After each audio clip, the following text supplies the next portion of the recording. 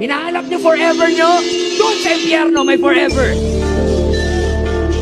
At ang pangalawang nakakatakot sa impyerno ay hindi po yung physical torture, yung mental torture.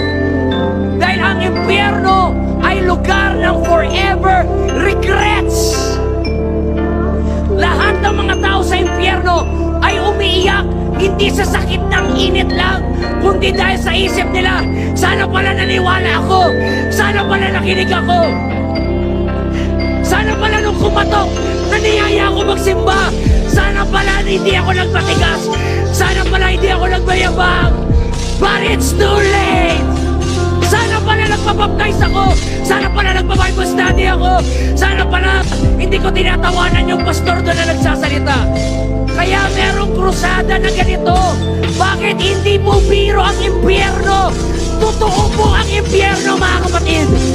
Sa impyerno, walang wifi doon, walang mobile legends doon, walang Call of Duty doon, walang pastor doon, walang mama doon, walang presensya ng Diyos, walang grasya ng Diyos, walang prayer, walang worship,